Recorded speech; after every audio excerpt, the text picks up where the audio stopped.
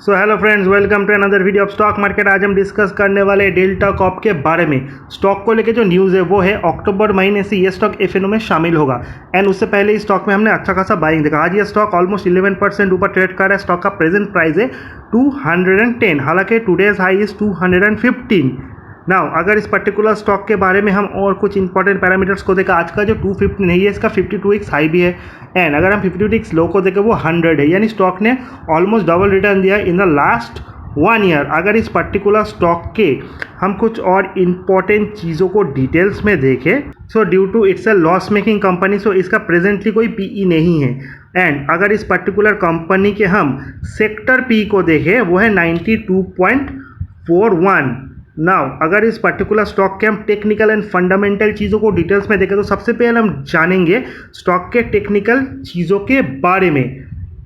अगर इस particular stock का हम प्रेजेंट टेक्निकल फैक्टर्स को देखें तो सबसे टेक्निकल जो मेन इंडेक्सेस होते हैं उसमें से relative strength index and money flow index, ये दो इंडेक्स होते हैं। According to relative strength index अगर 30 के बिलो आता है स्कोर तो उसे हम ओवर सोल्ड कहेंगे, 70 के ऊपर ओवरबॉट। सेम है मनी फ्लो इंडेक्स के बारे में भी। नाउ रिलेटिव स्ट्रेंथ इंडेक्स में 61.5 स्कोर करता है, 70 है ओवरबॉट। सो ये अभी तक ओवरबॉट जोन पे तो नहीं आया है। मनी फ्लो इंडेक्स के अनुसार ये ओवरबॉट है क्योंकि 77.3 ऑलरेडी रेड जोन पे है। So according to money flow index this particular stock is already overbought. अगर कुछ और इंपॉर्टेंट पैरामीटर्स को हम इन डिटेल्स में देखें, नाउ इस पर्टिकुलर स्टॉक के हम simple moving average and exponential moving average को देखें तो स्टॉक अपने 200 day, 100 day, 50 day and 20 day simple moving average and exponential moving average के ऊपर ट्रेड कर रहा है। अगर इस पर्टिकुलर स्टॉक के हम नेक्स्ट सपोर्ट को देखें एंड रेजिस्टेंस को देखें, सो पहला जो रेजिस्टेंस था इसका वो था 192, 195 एंड 201.47। स्टॉक 209.10 के करीब ट्रेड कर रहे हैं, तो ऑलरेडी इसने अपने सारे रेजिस्टेंस को ब्रेक किया है। एंड पहले वाले जो सपोर्ट थे वो अब इसके सपोर्ट नहीं है, जो इसके रेजिस्टेंस थे वो इसका सपोर्ट बन गया। सो नियर अबाउट जो रेजिस्टेंस है 201.47। सो बीइंग अ ट्रेडर आप 201.47 का स्टॉप लॉस लगा के स्टॉक को ट्रेल कर सकते हैं अगर आपका ऑलरेडी स्टॉक पे पोजीशन है तो। नेक्स्ट स्टॉप लॉस 195.93 एंड सबसे दूर का जो स्टॉप लॉस बनता है 192.47 बनता है।